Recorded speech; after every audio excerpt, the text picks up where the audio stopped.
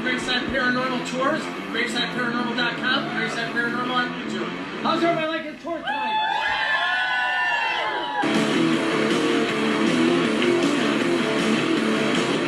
Adam, are you here? Talk to us.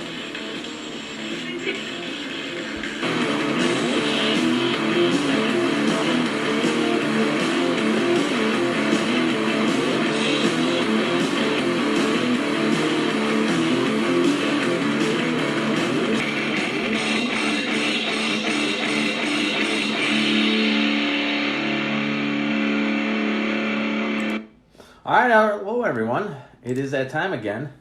We are live on Spirits by the Graveside with Neil. I am your host with the most. Let's talk about a ghost, but not tonight. Tonight we are going to talk about aliens and abductions. Tonight I'm going to have Steve Lineweber on board. He is part of Graveside Paranormal. Steve Lineweber is also a hypnosis. He does hypnosis. He's a certified hypnotist. We're going to talk about the regression that Betty had for her regression, and also her husband, Barney, that they had for their regression through hypnosis back in 1964, but actually it started in 1961. But we're going to start off right now. We're going to start off with the news of the week. But before we ever start all that, I hope you got your drink. I got mine. So once again, we're all in our homes again because of this fabulous quarantine. Let's start off the party right.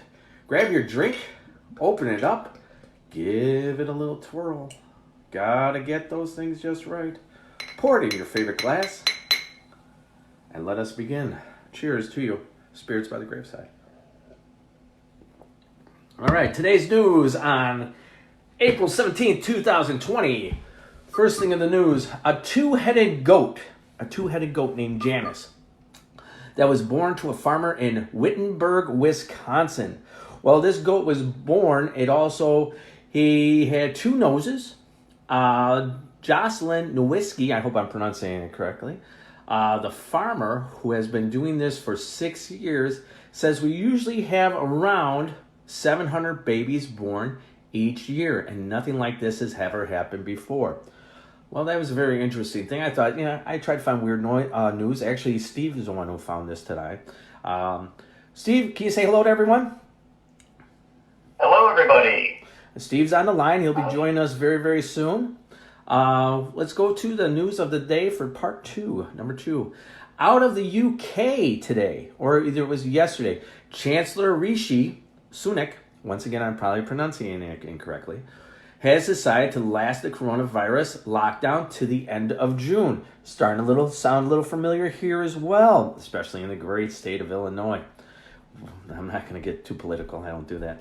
At least not on this. And let's go to our third one of the day. Yesterday, and this is from yesterday, in Coita, Mexico, they are saying that they have had sightings of a werewolf. A werewolf. What do you think of that, Steve? A werewolf? Yeah, there's a werewolf creature. This werewolf is heard walking across rooftops of homes in Mexico. What's he doing on the roof? He's walking across them. He's walking across them inside there. And I guess he's very agile. I would think so. I don't know if it would be like a heavy-set wolf, falling over things. So I'm assuming they'd be very agile.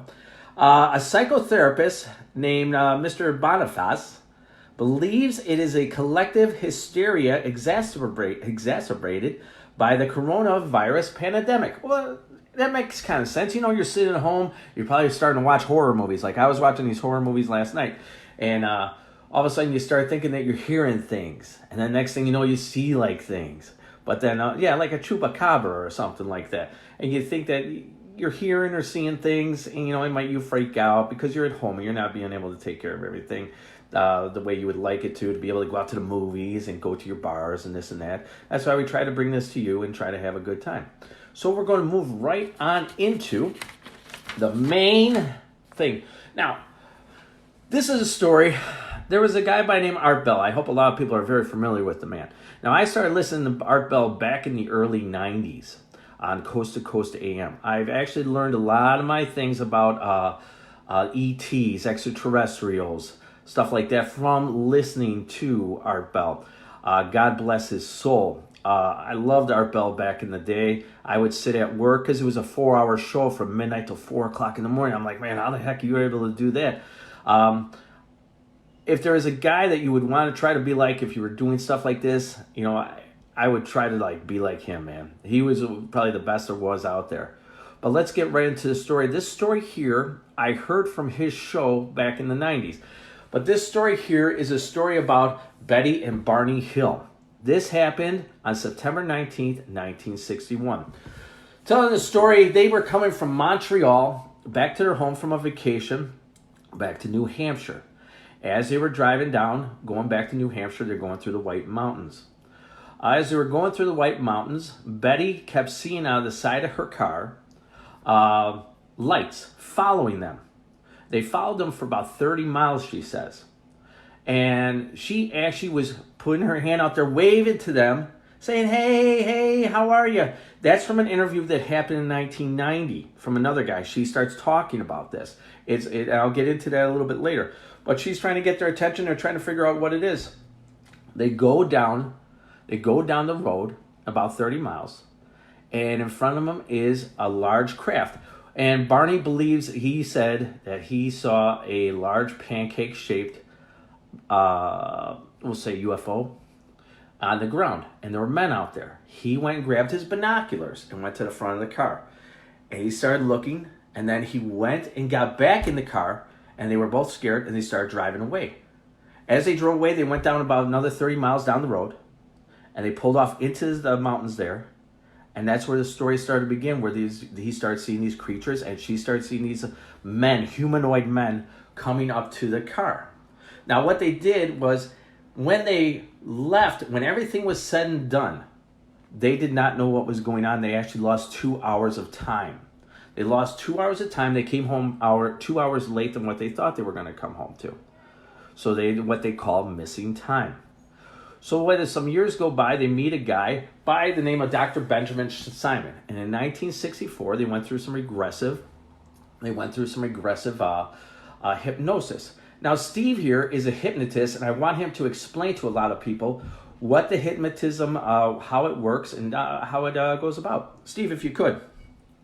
Right. Hi. So, hypnosis is an interesting thing. Actually, I learned it to quit smoking, so you can do hypnosis to achieve certain goals and so forth. But there's another side of hypnosis that deals with regression of memories.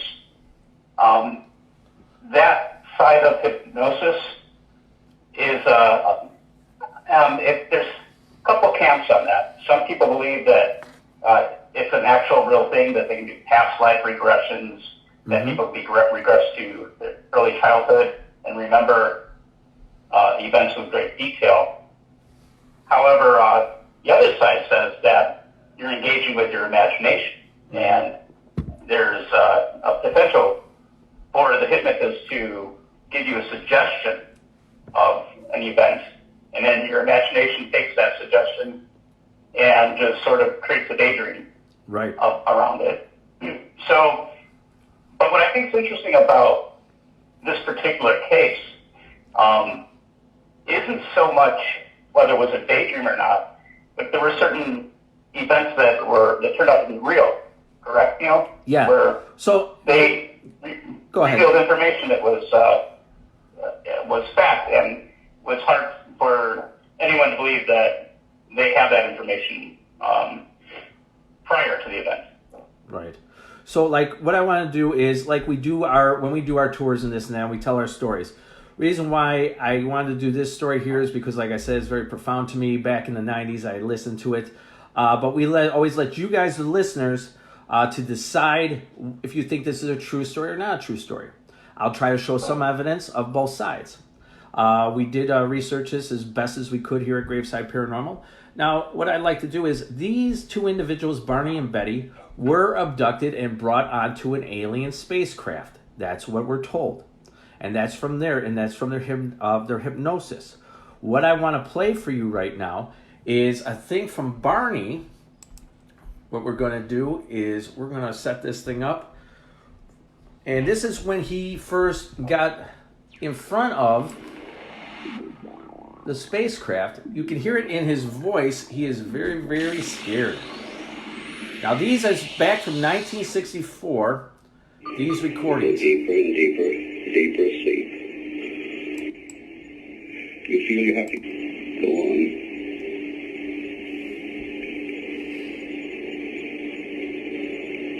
You can remember everything now. It's right over my right. God. What is it? And I try to maintain control so Betty cannot tell I am scared. God, I'm scared. It's all right. You can go right on, experience it. It will not hurt you now. I got to get my gun.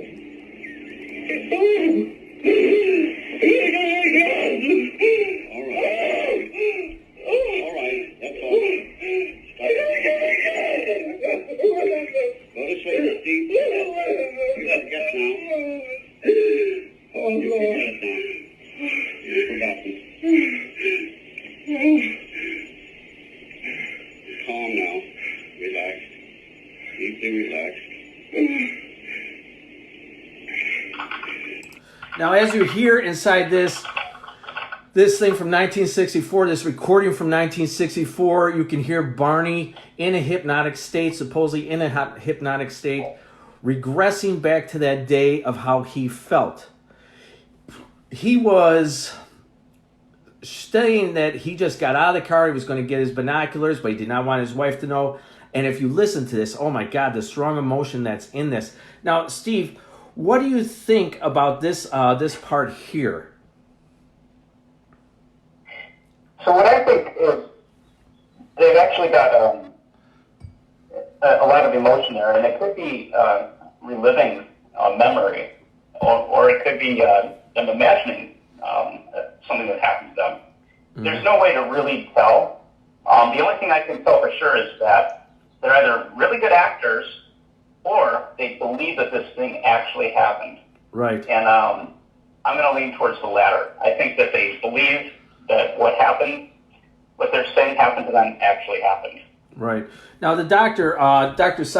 Benjamin Simon, who did this in 1964, he didn't actually say that he believes them, but he believes that something traumatic did happen to these people. So he believes that there is. It doesn't sound like to me in any of the interviews, and we're going to play some more interviews, that he's leading them along. Because my personal opinion, I'm not a hypnotist like you are, Steve, is that it's easily that you could probably lead someone along into believing what they want, but he's asking him, and you can hear he's calming him down to relax his mind. Would you agree with that? Right. And that's to enter a trance-like state so that the hypnosis can happen. The other thing that can happen in trance-like states is that there are some people who actually go into trances in order to communicate with interdimensional beings. Mm-hmm. We get into interdimensional beings and aliens a little bit later.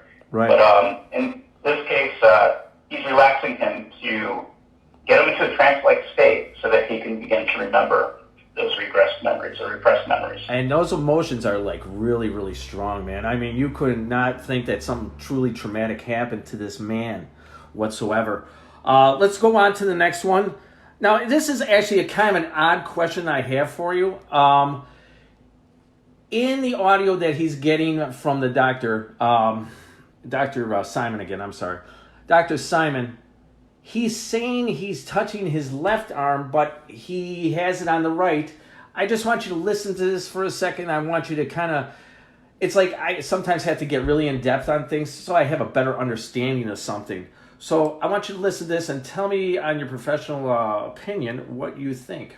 Give me 1 second. We're going to get it right here. Hold on.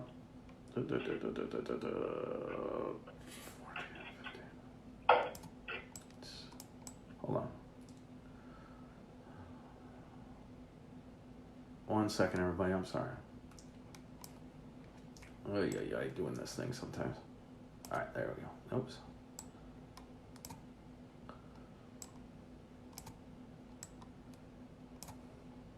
Tell me this is not there. It can't be. And it's all. You're still asleep, but you can see it all clearly. It's there. You sure it's there? Yeah. You weren't having a dream? It's there. You'd had no sleep that evening? I touch my right arm. It's not my right, it's my left arm. And then I touch my right arm, and it is my left arm. I'm confused. You're clear now. You're relaxed. It's still there. If I let my binoculars fall and dangle from my neck and then start over again, maybe it won't be there. So, Steve, it's an odd thing that I pulled out, but I really was wondering, why is he, if he's in a hypnotic state, is it that, like, because it's in a dream state? I don't know. Do you think that in dreams, we see, like, almost like mirrors, whereas we're opposite? What do you think? Well, it could be. But when you're in a hypnotic state, you're not really in your logical mind. You're in your emotional mind. And you ever have somebody go, hey, make a right, and they make a left, and you go, no, you're on the right. Yeah. Yes, right? yes. It could have been as simple as that, where, he was more confused about left and right because he was in that dream state. Right. But an interesting point you bring up about mirror zones, because you and I have encountered mirror zones along Bachelor's Grove. Right. And I know we're trying to find understanding to what those mirror zones are. It could be with him that he was just confused about left and right. I didn't see anything later in the video where he, got confused. It might have been that moment he just went below his logical minds and went deep into the subconscious, and left and right didn't matter anymore. Okay. And the word right could have meant the correct arm to him. Yeah, it was just something I pulled out that I thought I'd bring up, because I'm trying to bring up as much odd things I hear in these interviews, and I just found that weird, and I thought I would ask someone like you. So in our next... Go ahead. Language is real important in hypnosis. So words that have multiple meanings can be confusing.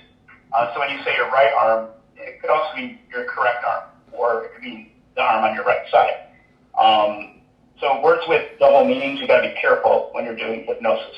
Okay. All right, so we're going to go into the next thing, where Barney is going to give a description of the aliens that he sees. First off, when he saw the UFO on the ground, he saw it and he gave a description of it looks like a pancake, and there's about 10 windows in it. Between up to about 11 humanoid beings were inside this object at the time, and it was a curved windows that he saw these people in. Now, he's asked the question, well, how do you see it from so far? He goes, well, I was using my binoculars. And the hypnotist forgot to say that. So what we're going to do is he's going to give a description of what he has seen, and we will go from there then. Let's go to 1728. Now, just so everybody knows, you can pull these up on YouTube, and I'll be more than happy to give it to everybody. So let's pull it up. We'll put links to these videos on YouTube and on Facebook afterwards. Yeah, please. Oops. And we'll put all that good stuff up. It's actually very interesting. Very, very interesting indeed. Hold on. Okay. What kind of uniform? Black. Hold on. Pull it back just an inch. Hold on. Yes. What kind of uniform? Black.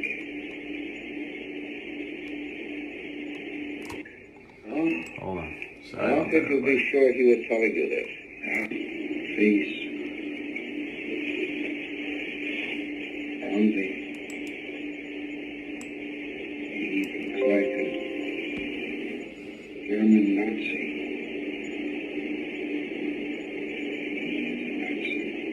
He is enough.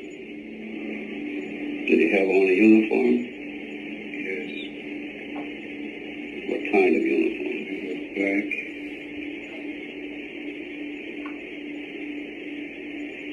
He had a black scarf around his neck, dangling over his left shoulder. You pointed it out as if it were on you. I never noticed that. You had a black scarf on his neck. How could you see these figures so clearly at that distance? I was looking at him with binoculars. Oh. Mhm. Did they have faces like other people? You say one reminded you of a red-headed Irishman. His eyes were slanted. I see it so. His eyes were slanted. But not like a Chinese. What was Betty doing all this time? All right, so he's talking about humanoid men. As you can see, one of them had like he believed it was a Nazi. Before that, before he even said that, he was talking about that he believed that one of them looked like an Irishman. Now, what it sounds like to me for people who listen to like shows and this and that, read books, it sounds like tall whites. Tall whites are a race of aliens. They're a little bit taller, and of course they're white, and they give a humanoid looking face and body, not like your grays who are gray. So that what they're doing is he's believing that these actually look like men, and it's a very interesting description, and it leads me to believe that he's talking about tall whites, and he's not talking about grays. Now, just so everybody knows, through the research that I did, is a lot of people kind of, just like any story we tell, they kind of build upon it, where they're saying it was the grays, it was reptilians, it was this, it was that. But that's why I want to bring this to you so that you hear exactly what he is saying. Steve, what do you catch of that? Yeah, I think it's interesting that a lot of the descriptions of aliens are similar, with the eyes being slanted, that the disproportionate bodies that are observed. But I think you are correct in this being a tall white variety of alien. Yeah, because like, they say that they're saying that the tall whites are tall, blonde, and blue-eyed. Some people believe that it's a humanoid race, and we'll get into it more with from the Zeta Reticuli system that Betty saw as a map, and we're going to get into that one second. We're going to talk about Betty. Betty recalls the episode leading up to the abduction, watching the lights, and actually what she was doing was she was reaching and pulling down the window, waving her hands, talking about how, see the lights, hey, come on over there, how are you? And they went down 30 miles. Well, lo and behold, you want the attention, you're going to get the attention. She goes, and they landed their craft. Now, what is weird about this, there's a thing from 1990 where she actually did an interview, what's called a lost interview, that they actually have that on YouTube. And she's actually talking about how they said, nothing's going to happen, don't be afraid. We just want to do some medical experiments on you. And she did not want to go up the ramp.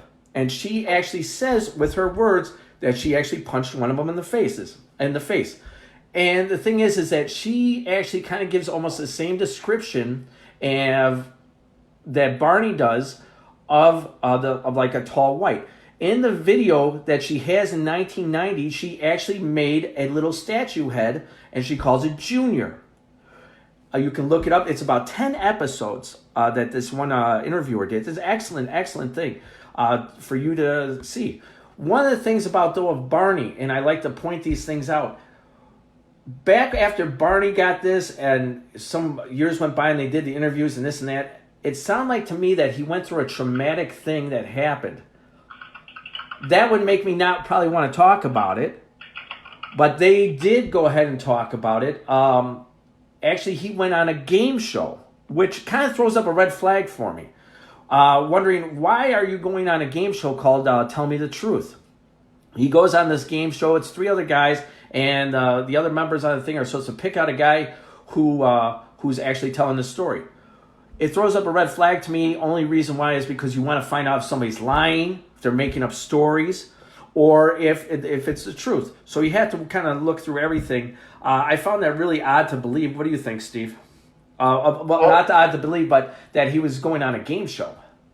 Yeah, that's a little weird that he went out and did that.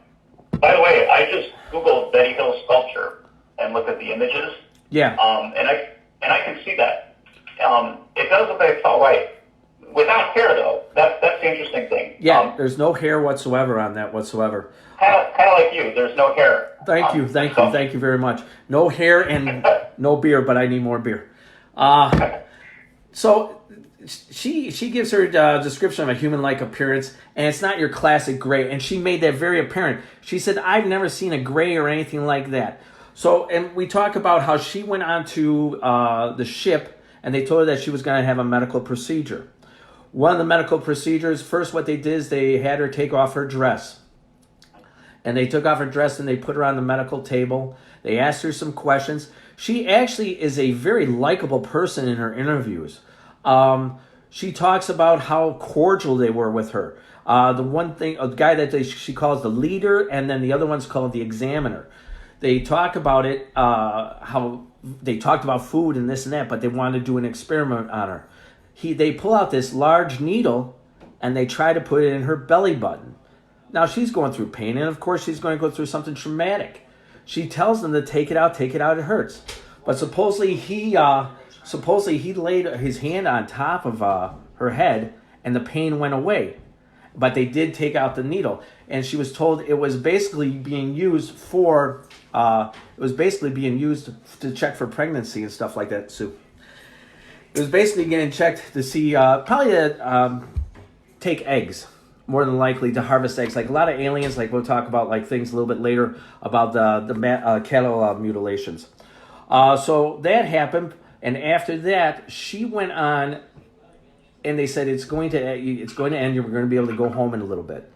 So what happened was, well, she was asking, well, what can I take to go home with? To prove that you guys exist. I want people to know that this existed, that you exist. So she says, what can I take? And the guy said, the alien, the human-like creature said, what would you like? And she saw a book. She saw this book and she asked him if he could take it.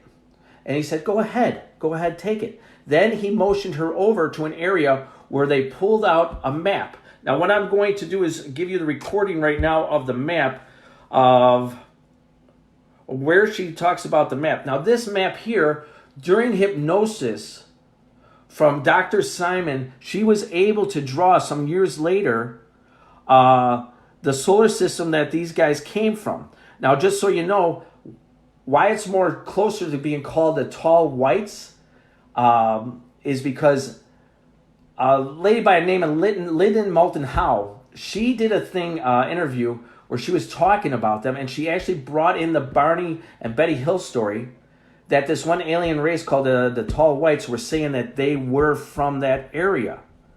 So it's an odd thing, and nobody ever knew about that area not till about, I think, 1968 when they actually discovered it. And remember, she was given this information in 1961. So let's get on to hers now. Let's move on to her. Give me 1 second here. All right. And what we're going to do is she's going to talk about the map that she has, or the map that she did, Google Drive. So what do you think of that, Steve? I think it's interesting because when during the hypnosis, she's actually in a trance, and this is either a memory that she had with actual information that was deemed to be correct, some information she didn't know about, right? Or she was accessing interdimensional intelligence and channeling that information, right, during the hypnosis. Yeah, it's really interesting. So now I'm going to try to play you the Betty Hill hypnosis of her talking about the map. Yeah. Okay, let's get right into that. We're driving along. I don't know where we are. He sort of did something and the metal of the wall, there was an opening. And it was a map of this before. And I walked across the room, and I leaned against the table, and I looked at it. And it was a map of, it was an oblong map. And he said that the heavy lines were trade routes. And then the other lines, the solid lines were places they went occasionally. And he said that the broken lines were expeditions.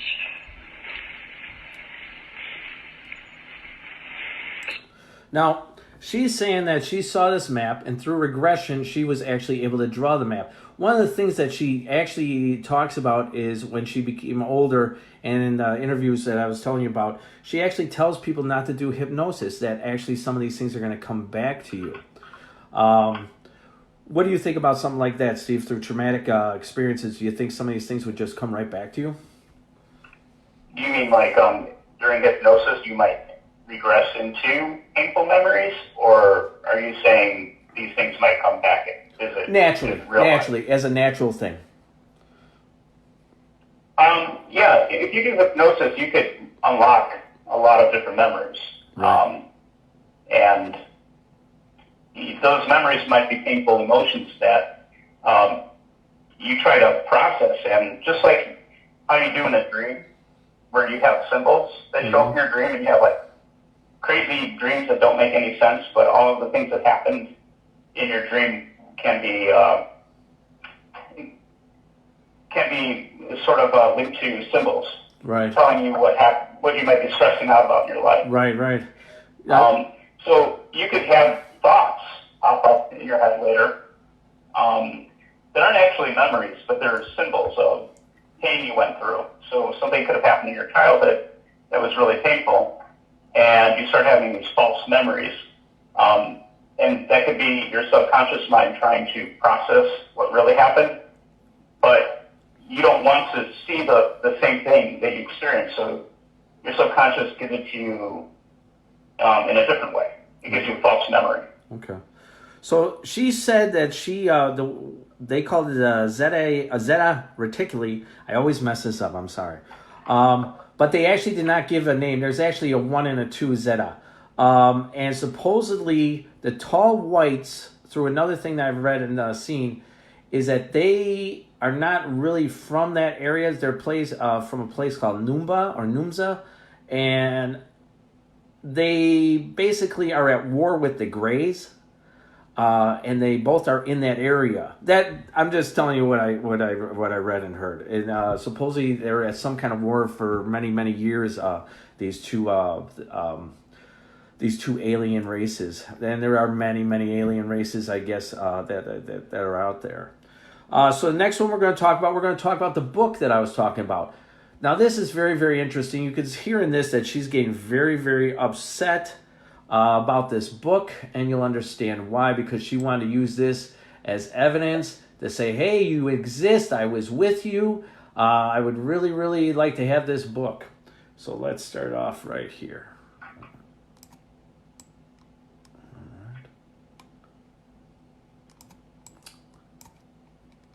There's a man on each side of him. And I'm all ready to go down the ramp when some of the other men,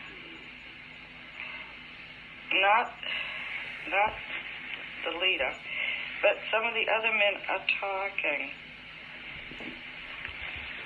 I don't know what they're saying. They're very excited. And the leader is saying, he's saying something, and they're quite, they're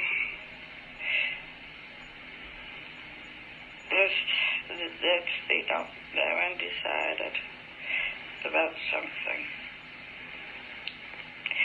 And then,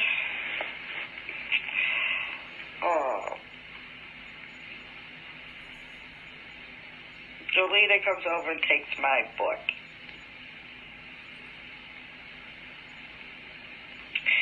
And I said, oh, I'm furious. I said, you promised me I could have the book.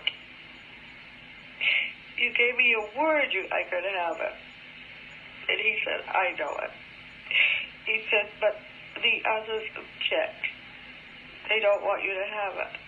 And I said, but this is my proof. If you take the book away from me, I'll have no proof that this has happened. And he said, that's the whole point. They don't want you to know it's happened. They want you to forget all about it. And that's why I'm taking the book. I won't forget about it. You can take the book, but you never can make me forget about it. Because I'll remember it's the last thing I ever do. Now, that gets very emotional. She is under hypnosis, talking about the book that she had on the alien ship, and she swore up and down, I'm not going to forget this. Eventually, Barney comes into the room that she's at. They're all done with him, and they decide to get them back in the car. Then they drive off on the road. The ship leaves. They all of a sudden figure out that they're missing time for when they get home. Why are they running 2 hours or a little bit more behind? Now, some time goes by and they are just, something's wrong. Something's not right. So for about 10 nights, Betty kept having dreams and they were all a little bit different. And she wondered why she had a rip in her dress and like this pink residue that was on her dress, which was multicolored. I did see it on the internet. Barney started having some little events, medical events that started happening to him. And that's when all of a sudden they got a hold of a psychiatrist and a doctor who sent him over to Dr. Simon. Dr. Simon basically did medical hypnosis. Not the kind of hypnosis that you see at like a carnival or something like that. This is medical hypnosis. Dr. Simon actually is a profound hypnotist who helped out a lot of World War II vets. He helped people who believed that they couldn't walk anymore because there was shrapnel that was removed from their legs. When he put them in hypnosis, they was able to leave. Just trying to explain the great strength of hypnosis. Have you ever heard anything like that before, Steve? Oh, yeah, absolutely. Matter of fact, a gentleman by the name of Larry Garrett here in Chicago, he actually hypnotized Uday Hussein. He's got a great book out there about it where he was invited over to Iraq. It's a great story. September 11th, 2001, he was in Iraq when the World Trade Center towers were hit, right. To hypnotize Uday Hussein. And he talks about it in his book that Uday Hussein wanted to walk better. He had shrapnel in his leg, and given his position in the government, it looked weak for him to walk on his leg with a limp. So he actually got this hypnotist from Chicago to fly out there. A lot of the details are in the book that Larry Garrett wrote called Healing the Enemy. But Larry Garrett was able to help Uday Hussein walk again without a limp. A great story. It's called Healing the Enemy by Larry Garrett. Yeah. All right, that's cool. Yeah, it's absolutely possible to help somebody with a limp from shrapnel. It's been done many times. Okay. So then, also on that same date, I guess the Pease Air Force was tracking a object at 2:14 a.m. It goes back and they find out research that on that night that this abduction supposedly happened, there was an unidentified flying object in the area at that time. Now, this helps to build credibility towards what's going on with them. Another thing that she likes to talk about is that when they did, when she was talking about the red flag, what happened was that through the thing that she was picking up with her dreams, that they were kind of like correlating with the hypnosis that she was going through. So that was very, very interesting. So that's one of the things that it's up for you to decide. Does this sound like a story that might be true or not be true about a young couple that basically just got married, came home to New Hampshire, but on the way home from New Hampshire supposedly got abducted by a humanoid race. One of the things that we talk about the humanoid race, they believe that this humanoid race that is called the Tall Whites is supposedly in the North Pole. Supposedly it's a area where nobody can go to. Why? Because number one, it's the North Pole. Who's going to go all the way over there? It is believed to be that like Hitler had a base there. During the Nazis had a base there.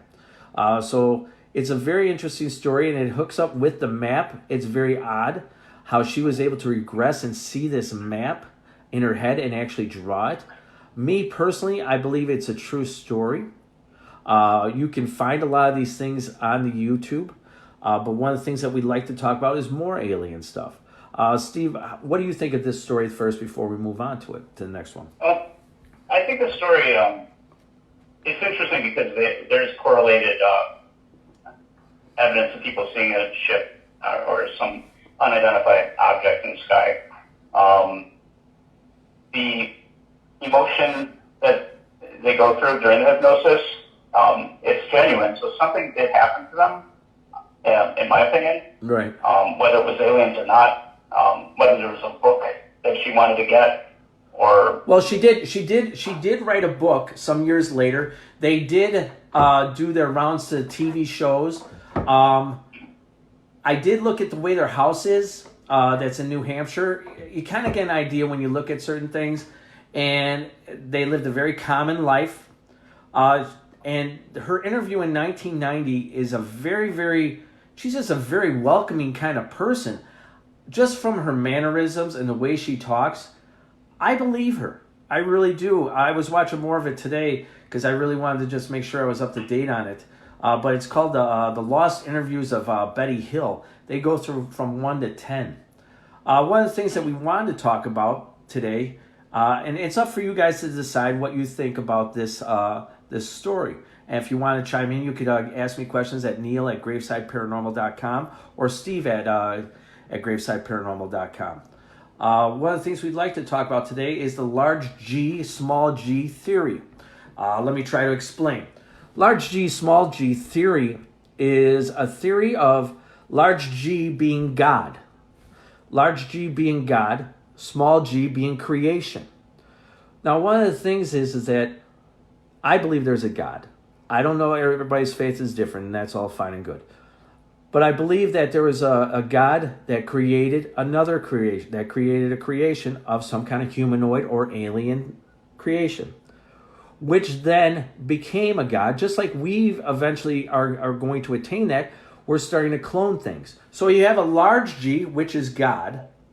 Then you have his creation, which becomes a small g. Then which eventually becomes a large G in itself through time, and then creates another small g. And it continues on and on and on. I believe that we are a small g, and we are slowly moving up the ladder. It's still very slowly, and that we are going to eventually get there. Do I believe in God? Yes. Do I believe there was a Jesus Christ? Yes. But I think there's a lot more to it. I think that the universe is so vast, and there's other universes, there's different dimensions. Like I was talking last week about 7 different dimensions.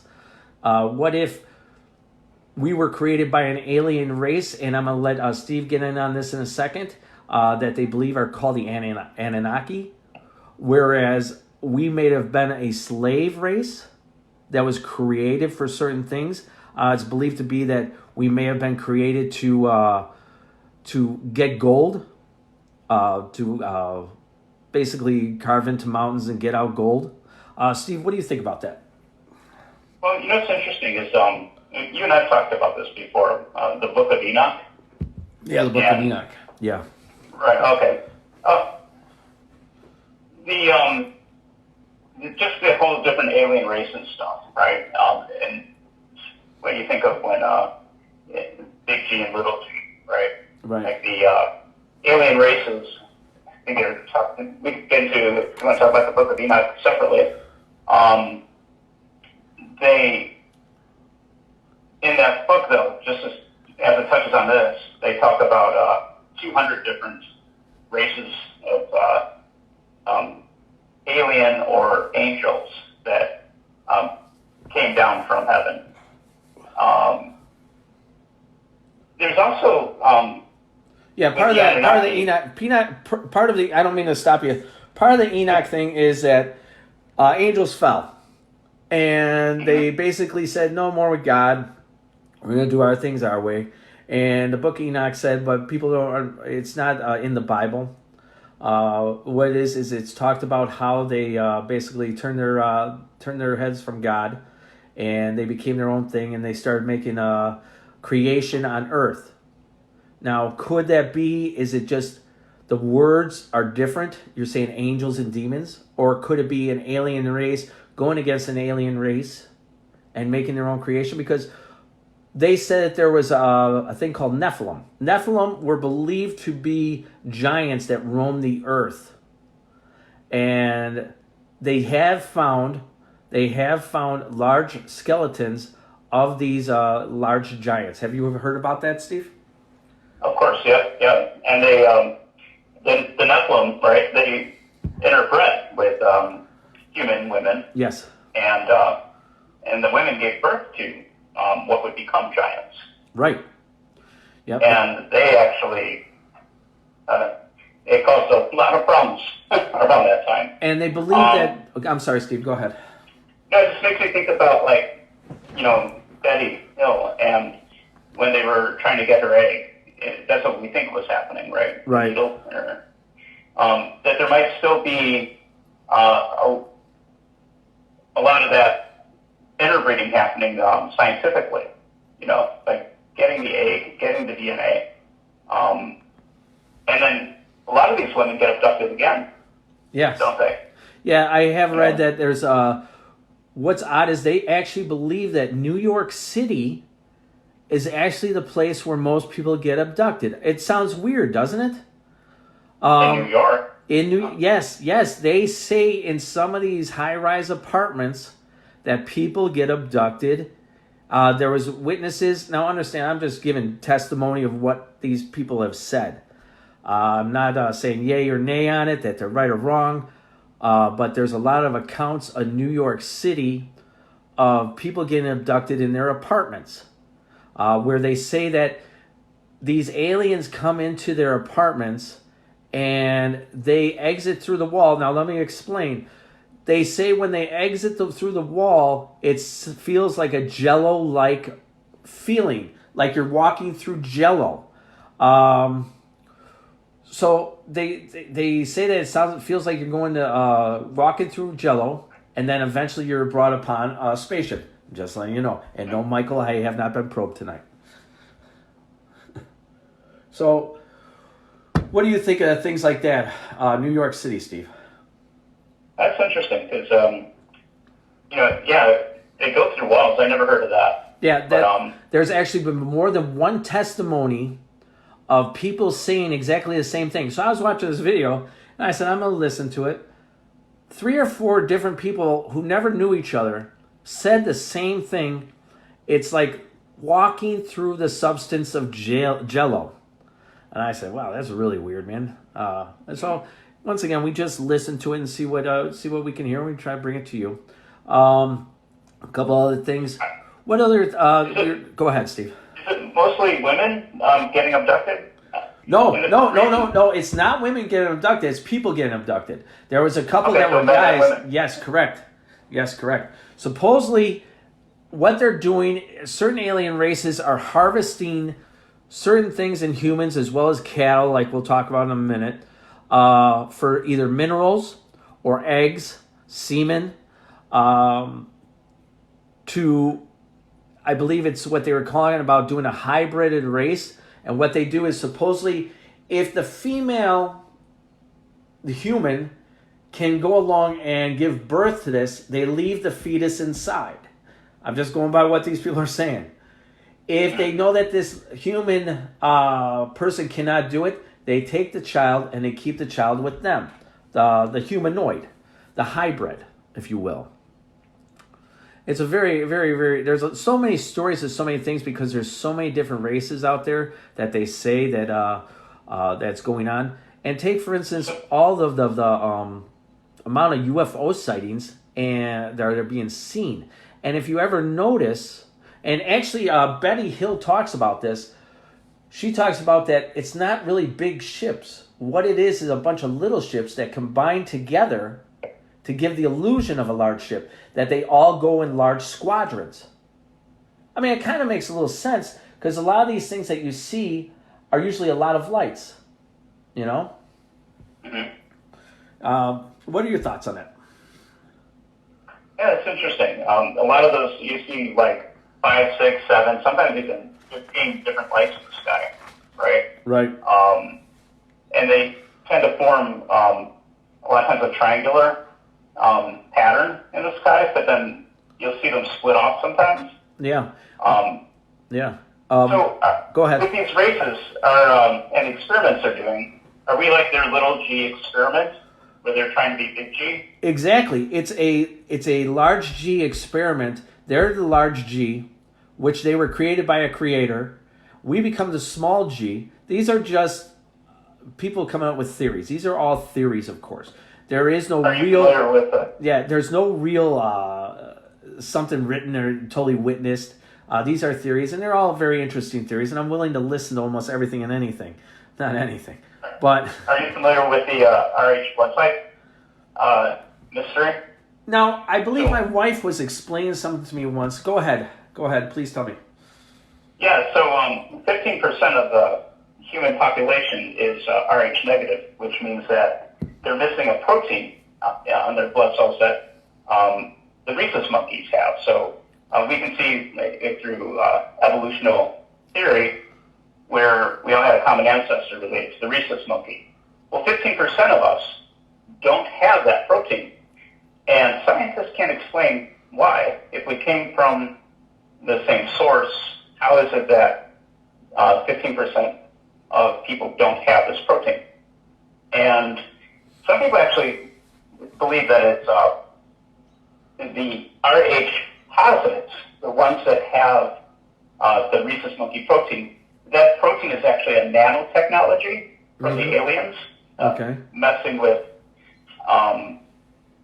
human beings throughout history. And some people believe that the Rh negatives had the protein removed by aliens. So there's a lot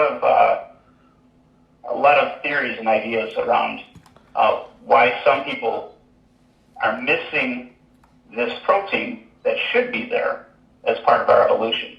Right.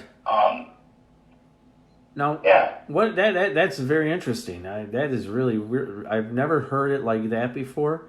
Yeah. What about chips? A lot of the Rh negatives tend to have psychic abilities and so forth. Oh, really? What about chips? Supposedly people are, what do you think about this? About people who have chips in them after they have their encounters with aliens and they're abducted and they have these almost synthetic things put either under their foot, their ear, their finger. Things have been taken out. That's been sent to labs and they cannot understand the minerals that are in this component. It's a very small thing. Could it be a chip? Yeah, they say it's like a GPS for them. So if they feel that they keep getting something good from the harvest, we'll call it the harvest, that they continually come back and harvest that. So what they do is they probably put a GPS on that. I know that people have been able to take them out and they've sent them to labs. Could that be, let's think about this for a second, what you were just saying. Could there be a mineral that's inside those things that's causing something to happen with the blood? Well, the blood is that's been around for a long time, but you do have a point. There could be some sort of medicine in that. It might be more than a tag. Yeah, like how like some people get high lead readings in their blood. Right. You know what I'm saying? From being around something that they shouldn't be around, and let's say this person's been walking around with it for years, could have done something to them that their blood readings are different. I mean, just a theory. I'm kind of curious what the cancer rates are with abductees. Barney Hill, he actually died from, he was in the Navy. Oh, here's a funny story about the Barney Hill story is that when they had him on board on the ship, they went up to Betty Hill and went in there and grabbed her by her teeth and started wiggling her head. And they were wondering, why is it your teeth don't come out? Because Barney's does. And they did not know that he had artificial teeth. It was just a weird story, very odd story. Yeah, it's kind of a humorous, actually, kind of story. She was actually... The aliens didn't know that they were fake teeth? Yeah, they were freaking out, like, what the hell is this? I just find that a little weird. I find that a little weird. Let's talk about cattle mutilation. Supposedly, cattle mutilation is about minerals that late at night in some kind of a farm, in a farm where cattle are around, all of a sudden there's these holes there inside, or bore inside them, and all the blood is taken out, and basically the rectum is taken out. Rectum damn near killed them. So, and all this stuff is always being taken out. What they're saying is actually they're mining. Now, we're talking different alien races now. One alien race might be needing something for like minerals, okay? Just like I was talking about, like supposedly Anunnaki. I think it was the Anunnaki I'm talking about, or it was the tall whites that needed to harvest gold. Something about their atmosphere, that they needed the mineral gold. And so basically they made like a slave race, because there are people who they were using of their own race that were doing it. And they said, no, we're not going to do this no more. You better call up, you better make something different. So supposedly they made that. But the cattle mutilation is supposedly being harvested for some kind of minerals. That's what they say. What have you ever heard about cattle mutilation? Oh, just that it was kids messing around. I don't know too much about the cattle mutilation aspect of the crop circles or phenomenon that. Yeah, they say it's large. They say it's like orbs, heated orbs that are flying around, or it could be just your buddy Joe next door just messing around in his yard and just make them, because they have shown that people have made them. They also talk about that there's actually a resemblance, not a resemblance, where aliens and Bigfoot have some kind of correlation. That whenever aliens are seen in the sky or something like that, for some weird reason, they see like a shadow of a Bigfoot. Could that also be an alien race as well? And I'm sure we could touch on that for another day. But you know what? I thought this would be a nice story to tell, something a little bit different than ghost stories that we usually do, because we like to think that we're a little more, we can talk about a little bit about everything. We have interest in everything and anything. And if anybody ever wants to just ask us a question or give us a subject matter, you can send it at Neil at Graveside Paranormal or Steve at Graveside Paranormal. You can send them one of those things. Next week, what we're going to be doing, we are going to be doing auras. We're going to have Miss Mihaela on board next Friday. We're going to talk about auras, dealing with like the coronavirus with auras. We'll also get into a couple other things. I do appreciate Steve's time tonight. Thank you very much for coming on, Steve. Do you see us doing a Area 51 that would investigation? That would actually be really, really cool. Actually, there's another place, and I can't think of the name, where I would really, really like to go to. Supposedly, in these mountains where you can definitely, I guess you see alien crafts a lot, many times. And I think that would be really interesting to get a group out, maybe Mike, Tom. We get everybody out, and Michelle, yeah, of course. And we get everybody out. Take, for instance, there's actually been things there, the Skinwalker Ranch. Yeah, that should actually be a really good subject to talk about. That's a very interesting, where it's kind of like, correct me if I'm wrong, Michelle, but it's kind of like a blend of aliens and paranormal. Am I correct on that, the Skinwalker Ranch? Because she was just putting up there, Steve, Skinwalker Ranch. Yeah. Well, the aliens and the fallen angels, all that kind of falls into some of the stuff that we may have experienced out in our investigations. Yeah, like a lot of people, they believe, some people believe that shadow people are more interdimensional aliens. Some people believe that what they're seeing is the shadow is not a spirit, or it's not a ghost, it's not an entity. That may have been just a interdimensional being that comes in and out. Yeah, and Michelle was pointing out it ties into Native American land, the Skinwalker Ranch. So once again, I thank for those who listened tonight. I hope you guys enjoyed the show.